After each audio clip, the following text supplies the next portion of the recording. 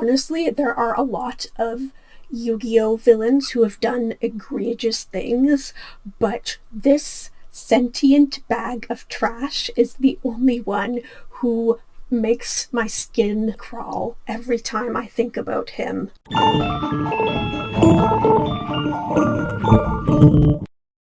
If you have not seen Yu-Gi-Oh! Sevens and or Go Rush, spoilers abound.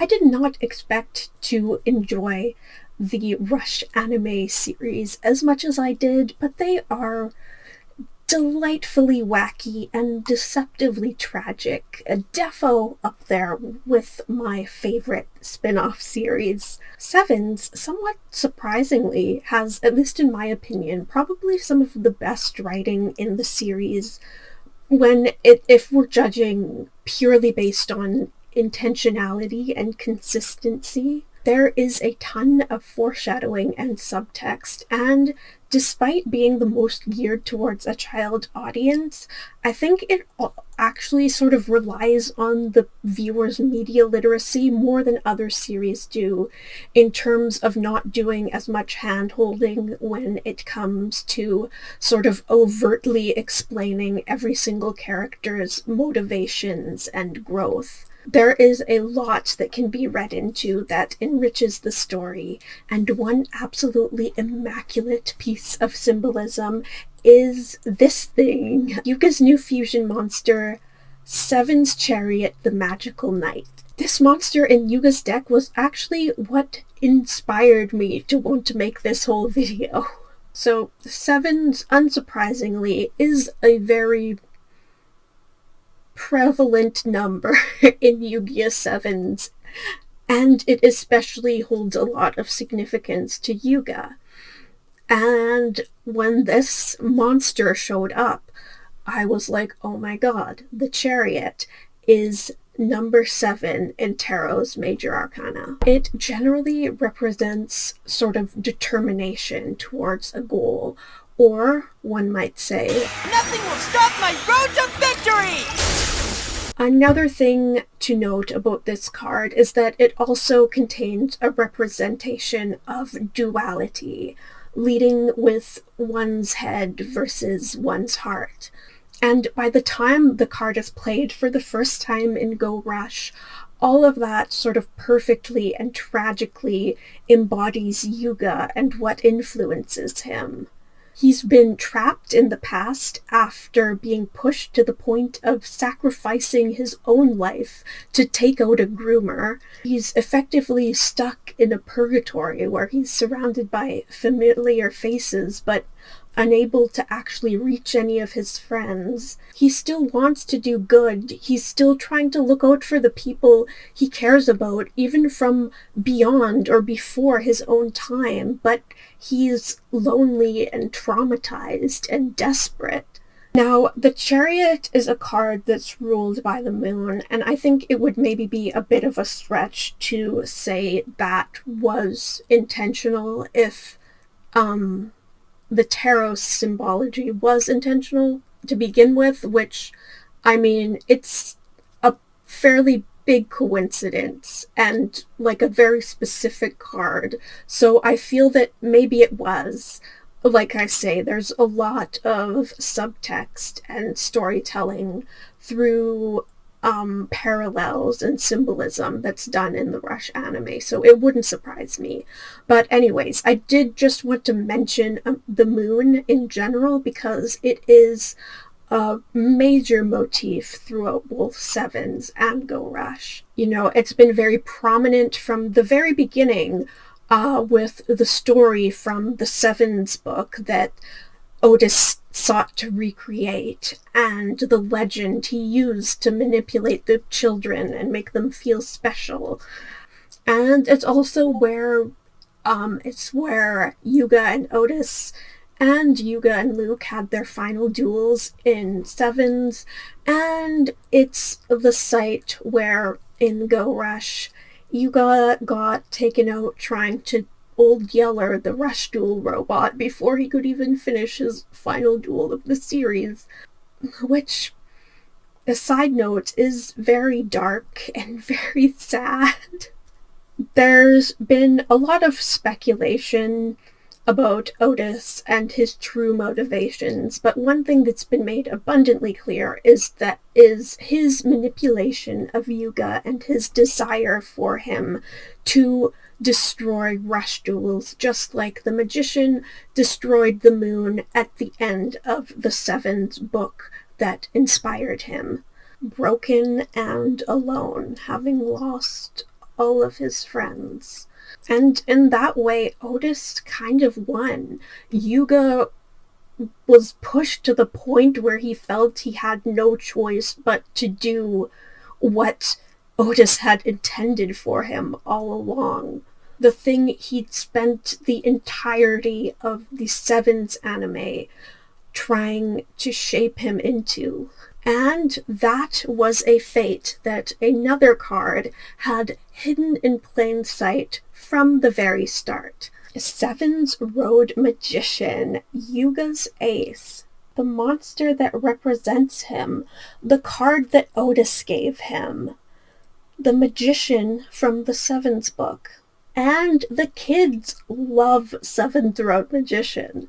They get so hyped when he uses his effect, which is kind of dark when you consider what his effect actually is and what it represents. SEVENS Road Magician's attack increases for every monster of a different attribute in the graveyard. There are 6 attributes. In the SEVENS story, the magician has 6 allies. And how does the SEVENS story end? The spellcasters fought well, but not well enough, and they fell one by one. 6 allies in the graveyard. 6 friends that Otis presumably intended to eliminate. 6 dead kids. I was actually working on a video script just about Otis looking at SEVENS through the lens of his grooming, because there are a lot of times where you can see that he's not just manipulating Yuga, he's also preparing his friends to be sacrificed. Honestly, there are a lot of Yu-Gi-Oh! Villains who have done egregious things, but this sentient bag of trash is the only one who makes my skin physically crawl every time I think about him. I hate this man so much.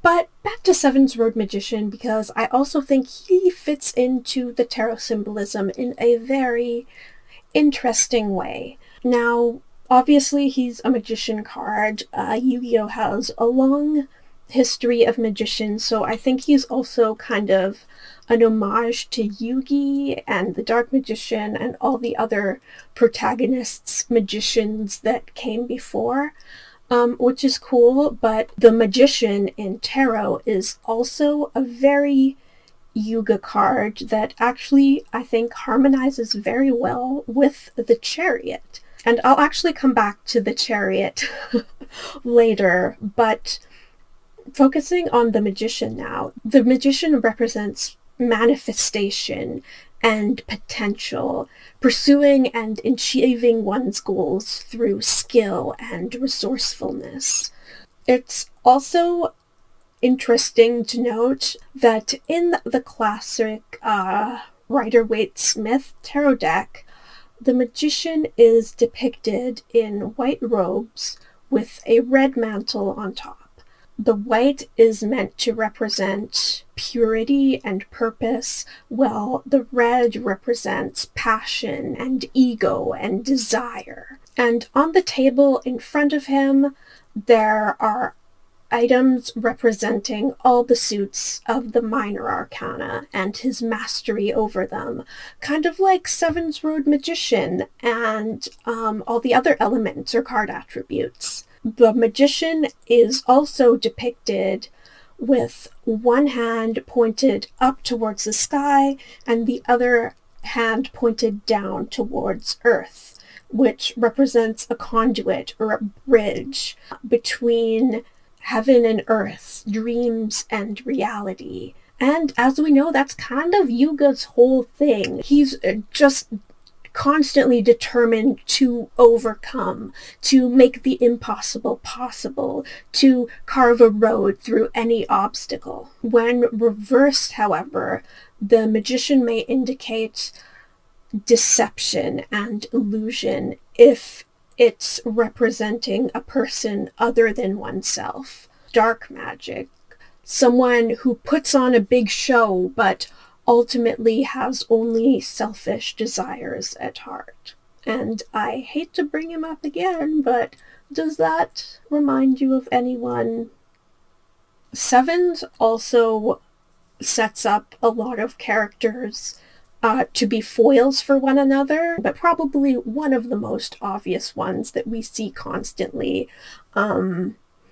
is or are the parallels between Yuga and Otis. And I'd also like to note there are tons of different ways to read cards. They can mean sort of different things in relation to the situation or the context that they are presented in. So I'd be interested to hear what other people think in this respect. But I just wanted to go over some of the key points in this video and how I think it's fascinating how well Sevens Road Magician works for Yuga if we are interpreting him as the magician. I'm just so captured by the fact that we have this card that sort of represents the connection between Yuga and Otis in the narrative and how deeply it encompasses that connection between them. And another thing I'd like to bring up regarding the magician reversed is Seven's fear magician. If there was any intention of tarot symbology within the narrative, I very much see the reversal of Seven's road magician in this guy. And I mean, not even just like looking at it through the lens of tarot and that symbology, but it's fairly clear that he represents sort of a reversal of the ideals that Seven's Road Magician represented. And to follow that thread a little bit further, it also relates to the Yuga/Otis magician dichotomy, especially when you consider that Otis does actually have his own version of Seven's Road Magician that he uses in his final duel against Yuga. And notably, the Otis version of Seven's Road Magician is visually very similar to Seven's Fear Magician. And when does Yuga summon it for the first time? In the duel where he resolves to become Otis out of fear. And on that note, well, I briefly touched on what the magician can represent when it is representing a connection to someone else. What does it mean when it is a reflection of one's own feelings? Well, then it's kind of him. It can be a manifestation of fear, self-doubt, uncertainty. Upright, the magician can execute his goals with confidence. Just like his pointing hands, he's a conduit between heaven and earth. But reversed, that connection is severed. He's frustrated and lost. Instead of embracing his own potential, he's feeling perhaps powerless or manipulated. And in Yuga's case, it works on multiple levels, seeing as he was quite literally lost in space, having his connection to his friends and his life back on Earth in his own time broken. Now that we've discussed Yuga's magician connection, I'd like to touch on the chariot again. Because right side up, the chariot is like the unstoppable force, but reversed, it becomes the immovable object.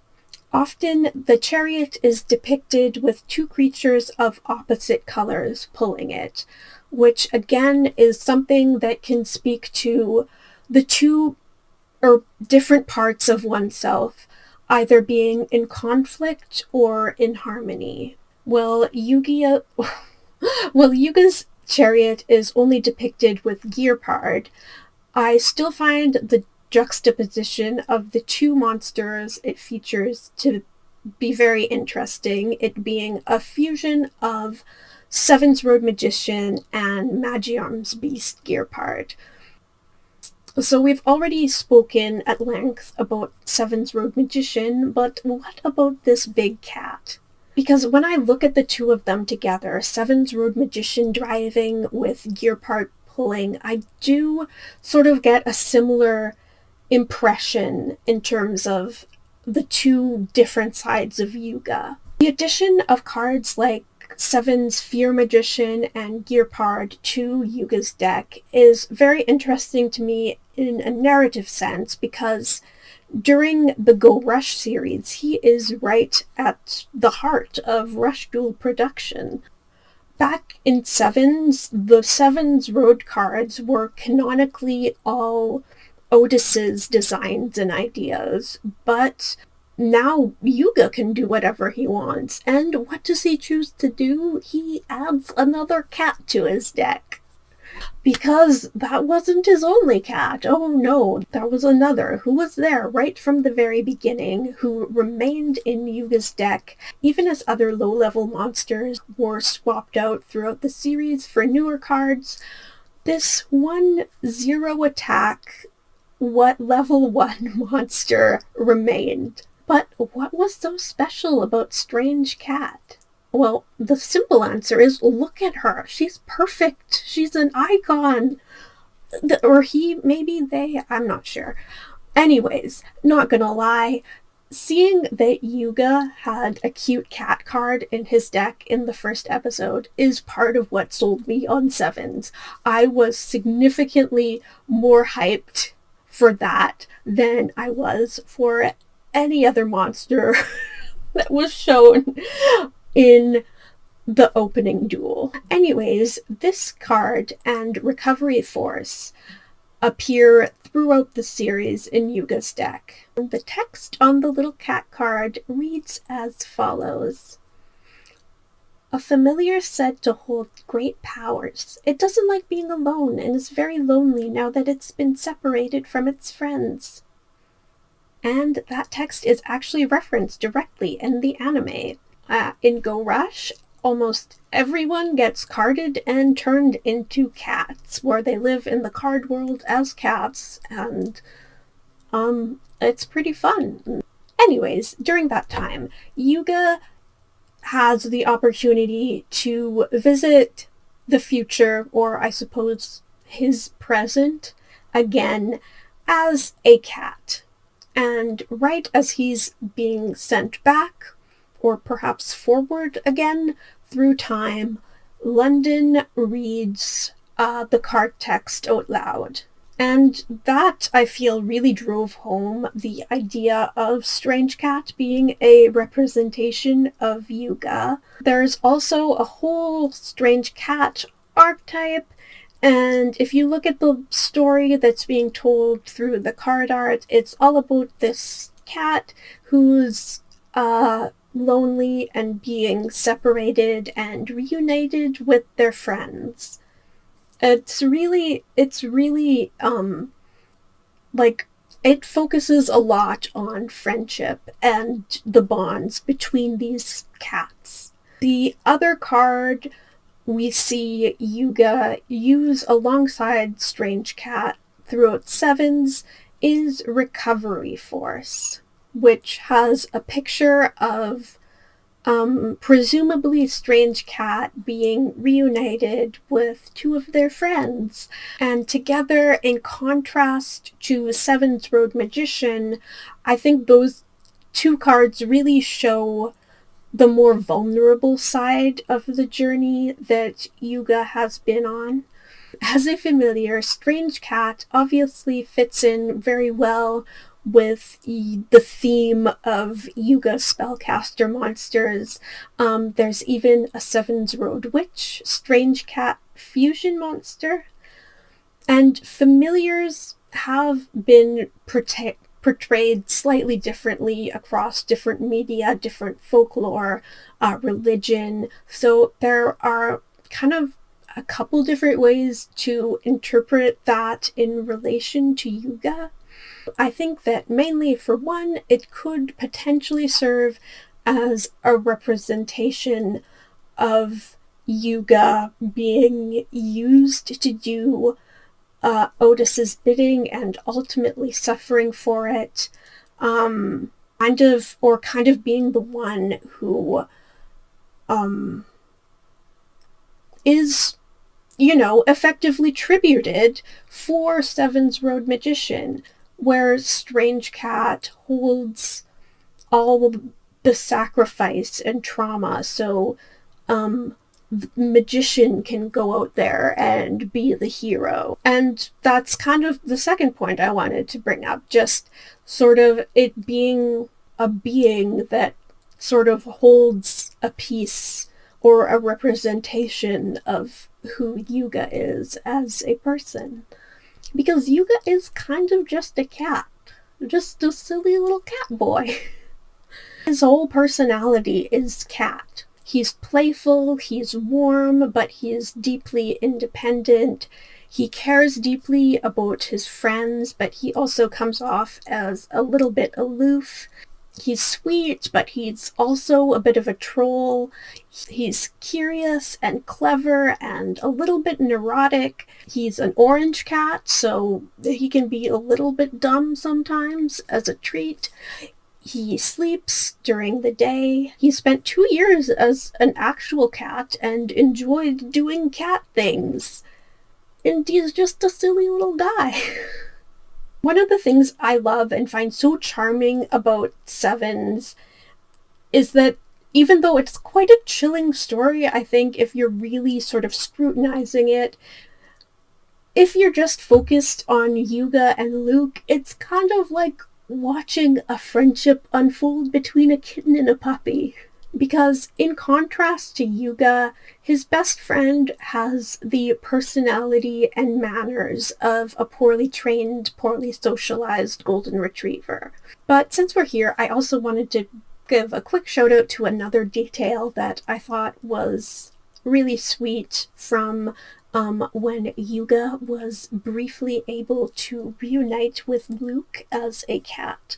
During the scene in Luke's room, there's a flashback where we can see that he had a figure of his ace monster, Dragius, but when the scene fades back to the present, we can see that he's updated or changed it to Sevens Gias, the fusion between his and Yuga's aces. And it's already stated pretty overtly how much Yuga means to Luke, but that's just a really nice way to represent it, I thought, through just some subtle visual storytelling.